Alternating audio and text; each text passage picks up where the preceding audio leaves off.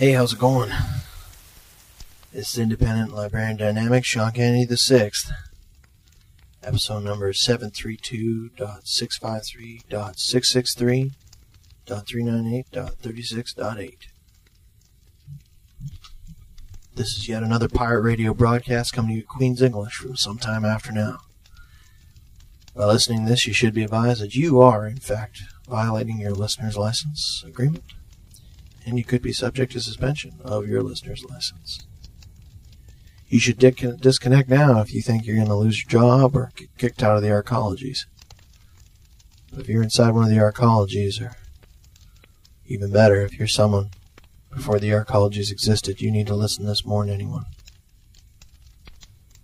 So sit back and relax and light your candles, and Server will protect us all.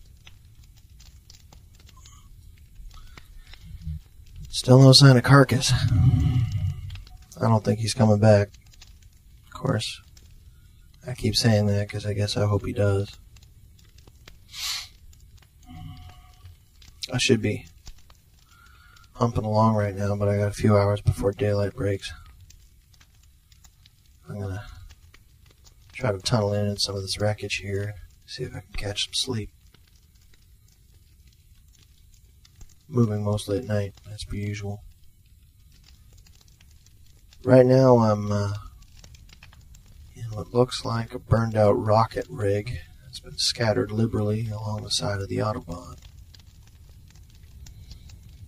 Got my little campfire going and I'm shielded from both sides, so I don't think any road killers would see me, but we'll see how it goes. Gonna have to backtrack a little bit, I guess. See, all the megas, as the megas were being created, after the smaller cities started to fall by the wayside and the dead were piling up, megas still needed to have business. Money still needed to be made.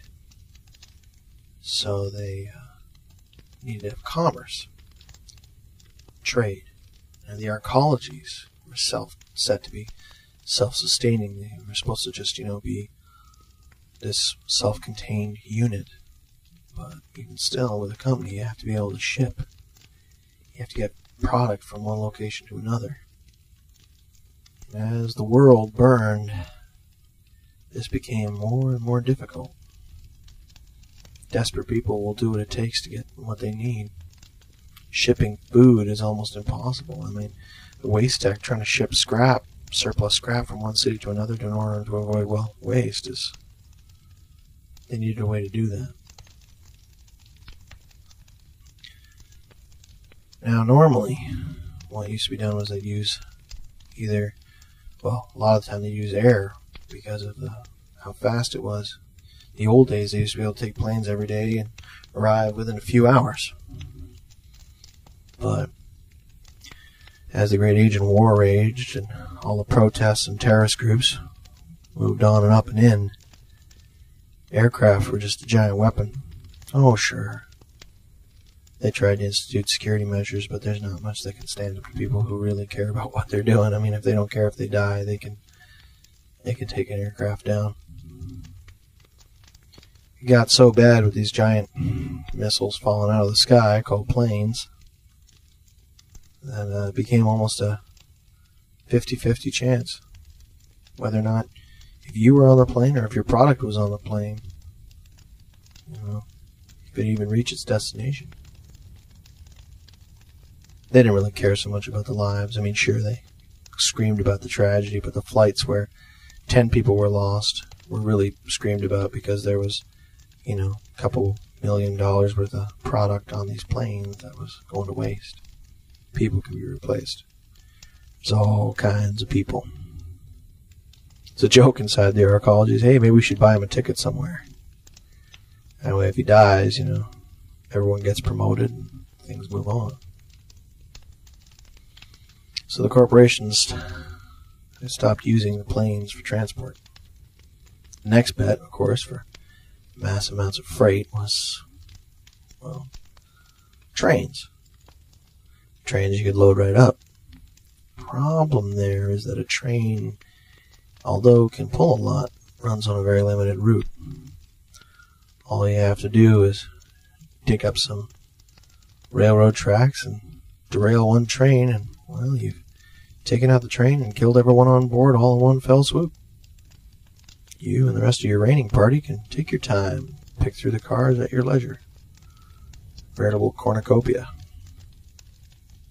Trains were the flavor of the month for about, 6 months. Then they realized that wasn't going to work either. Desperate people will find a way, you can bank on that. Of course, there's always water. Trying to ship things via massive tanker truck, which is great if you have commerce with other countries, but when all other countries are at war with you and pirates on the open sea are at a level unprecedented at any time in history. I mean, it was so bad that a lot of these ships, they would sail from port and they would just fire on any other boat they saw, because every other boat they saw, 9 times out of 10, was a pirate vessel. They tried everything. They'd sent distress signals, and when the ships got close, they got raided, and it was brutal. I mean, shipping across the sea, it's done by boat now, but I mean that's a whole other story. The pirate vessels and trying to deal with that. We still had no way for our colleges to have commerce with each other. That all changed with the invention of plasteel, one of the first task-specific materials. Task-specific materials were created as a form of copyright. See, people didn't want their materials really recycled because, well, people were making products from their products, and that's not really good. So plasteel was created. It really only has one use, and it's used as a roadway. It replaced asphalt. It's a plastic steel combination, as the name would kind of depict. But the thing with plasteel is that it's unbelievably strong once it's cured, but it can't be shaped hardly at all. I mean, it would crumble if you tried to make anything out of it. So all you can really do is make it in a pile and make the top flat, and that's about it. So when plasteel came out, the dream to, well, with no small amount of core political involvement, they created the concept of making the great superhighways, called the Autobahns after the German superhighways. Now these superhighways are about 500 feet wide and about 30 feet off of the ground, and almost laser level flat. Harder than steel, harder than ice. It's unbelievably hard, this stuff. There's been aircraft crash into them and they hardly even scratch. I mean, this stuff is unreal.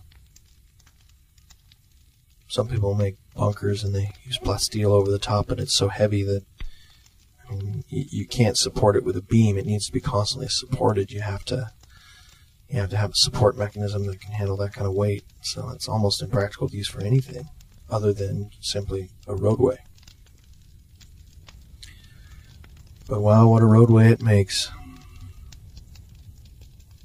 So the first of the Autobahn was completed when they connected the East Coast to the West Coast with this 500-foot wide monstrosity.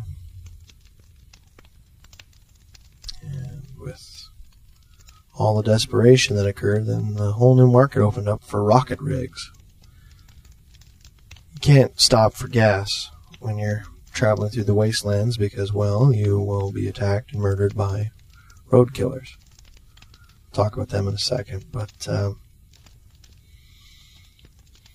naturally, they had to rearrange and redesign the whole transport concept, so they came up with the concept of rocket rigs. Rocket rigs aren't powered by rockets like the name suggests, but they are powered by these turbines, these ramjet turbines. They sound like a jet, but they're actually electrical.